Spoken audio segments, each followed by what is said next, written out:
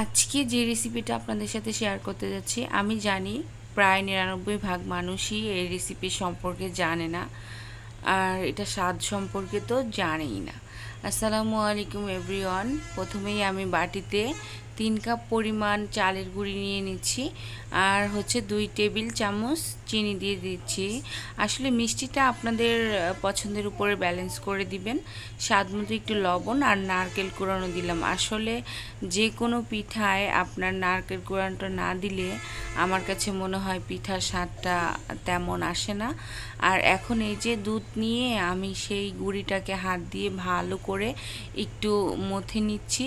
Like ঝরঝরা type একটা হবে, দেখলেই বুঝতে পারবেন। একদম একবারে দিতে যাবেন না, সেক্ষেত্রে কিন্তু একটা ব্যাটার তৈরি হয়ে যাবে। যখন দেখবেন এই গুঁড়িগুলা এরকম মুট করা যাচ্ছে, সেই সময় মনে করবেন এটা একদম প্রস্তুত হয়ে গিয়েছে। এখন আমি একটা চালনি নিয়ে নিয়েছি, আর এই চালনিতে করে খুব ভালো করে এগুলোকে চেলে নিব। আপনারা দেখলেই বুঝতে পারবেন একটা ঝরঝরা গুঁড়ি হবে, দেখেই বুঝতে পারবেন।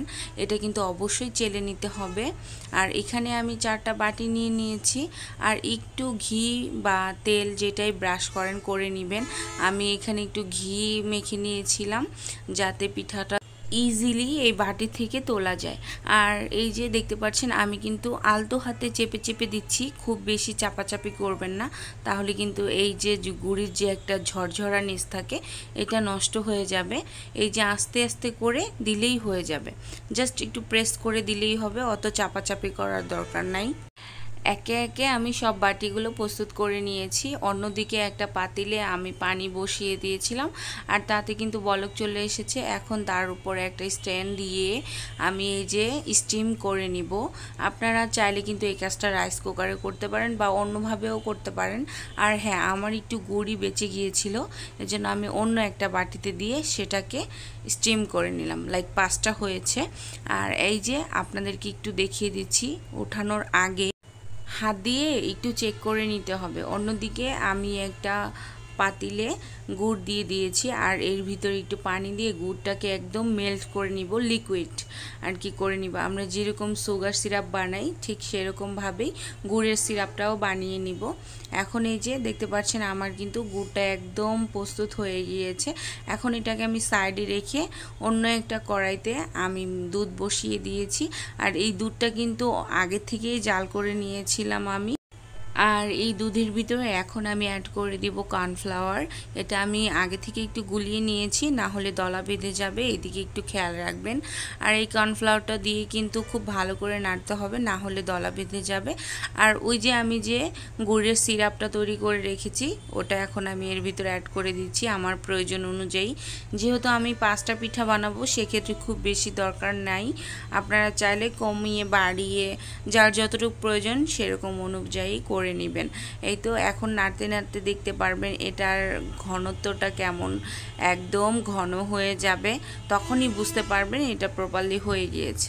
আর ওই যে পিঠাগুলো যে আমি নামিয়ে রেখেছিলাম, এখন এই যে গুড়ের যেই লিকুইডটা আমি তৈরি করে রেখেছি দুধ আর গুড়ের, এটা এখন বাটির উপর দিয়ে দিতে হবে গরম অবস্থাতেই, কারণ এটা ঠান্ডা হলে কিন্তু জমাট বেঁধে যাবে, তখন কিন্তু দিতে পারবেন না। এই কাজটা কিন্তু আপনাদেরকে দ্রুতই করতে হবে, কারণ কর্নফ্লাওয়ারের এই লিকুইডটা খুব তাড়াতাড়ি জমাট বেঁধে যাবে। তাই জন্য যত তাড়াতাড়ি সম্ভব আপনাদেরকে কিন্তু এই কাজটা সম্পন্ন করতে হবে। আর আপনারা দেখতে পাচ্ছেন এটা সুন্দরভাবে সেট হয়ে যাবে। আমি একে একে সবগুলো প্রস্তুত করে নিয়েছি, আর এর উপরে আমি একটু নারকেল কোড়ানো দিয়ে একটু সাজিয়ে দিচ্ছি। এটা জাস্ট দেখার সৌন্দর্যের জন্য, আপনারা চাইলে কিন্তু স্কিপও করতে পারেন। আর একটা কথা, আমার এই ভিডিওর মাঝখানে হয়তো বা আপনারা গাড়ির হর্ন শুনতে পান। আসলে আমার বাসাটা রোড সাইড, এই জন্য মাঝে মাঝে গাড়ির হর্ন শোনা যায়, এই জন্য সবাই একটু ইগনোর করবেন। আর যারা যারা আমাকে ভালোবেসে পছন্দ করে আমার চ্যানেলটা সাবস্ক্রাইব করেছেন তাদেরকে জানাচ্ছি অসংখ্য অসংখ্য ধন্যবাদ। আর যারা করেননি ইনশাআল্লাহ করে নেবেন। আর এই যে পিঠাটা, এটা কিন্তু আপনারা কমপক্ষে 1 ঘন্টার মতো রেস্টে রেখে দিবেন। আসলে আমার একটু তাড়াহুড়া ছিল, এই জন্য আমি অতটা রেস্টে রাখতে পারিনি। দেখতে পাচ্ছেন কতটা সুন্দর হয়েছে। আজকের রেসিপিটা এই পর্যন্তই। সবাই ভালো থাকবেন। আসসালামু